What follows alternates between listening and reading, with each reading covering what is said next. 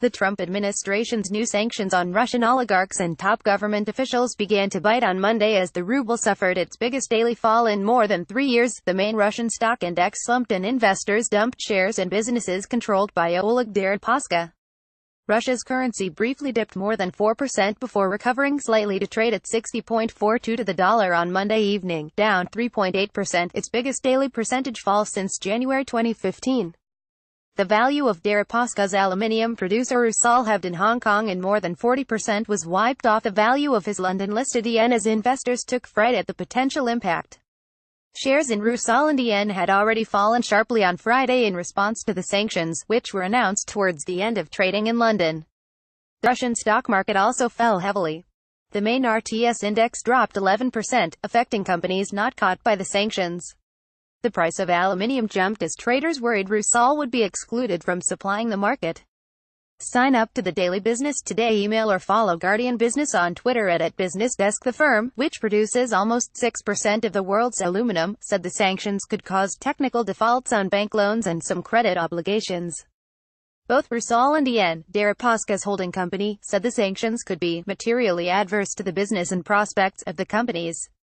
Rusal and 7 other companies linked to Deripaska were the main targets when the U.S. imposed sanctions designed to punish Vladimir Putin's inner circle for malign activity, including support for Bashar al-Assad's government in Syria and interfering with the U.S. election in 2016. Rusal sells more than 10% of its aluminium to the U.S. The sanctions freeze any assets that those targeted have in U.S. jurisdictions and bar Americans from doing business with them.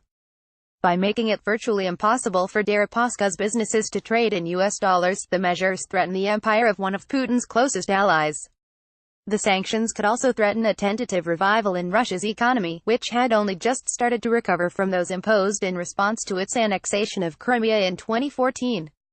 The latest sanctions affected companies such as Sberbank, whose shares fell 17% in Moscow.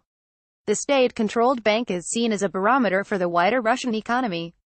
Evraz, the steel company controlled by the Chelsea Football Club owner Roman Abramovich, was the biggest faller in the FTSE 100, dropping almost 15%. Polymetal, a Russian miner listed in London, was the biggest FTSE 250 faller, down 18%. Concerns also spread to Glencore, the FTSE 100 listed mining and energy giant.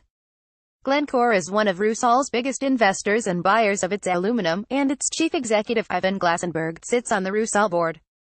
Glencore shares fell 3.4% to a 4-month low. EN said its annual report might be delayed and that its independent director, Dominique Fraisse, had quit on Friday after less than 4 months in the job. The company floated its shares in London in November, raising $1 billion, £710 million, despite concerns that it could face sanctions related to Deripaska's ties to Putin. Deripaska, whose wealth Forbes magazine estimates at $6.7 billion, meets Putin regularly and has said his own interests cannot be separated from those of the Russian state. He features in Robert Mueller's investigation into Russian meddling in the U.S. election because of his ties to Paul Manafort, Donald Trump's former campaign chairman.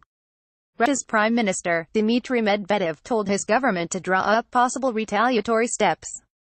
He said the new U.S. sanctions were unacceptable and illegitimate, and that the government would come up with plans to support the companies affected. The Kremlin spokesman, Dmitry Peskov, said Moscow was eyeing events on the markets closely but that an assessment of the impact of the sanctions would take time. The situation is pretty egregious from the point of view of legality, it tramples on all kinds of norms, and so a thorough analysis is necessary, he said.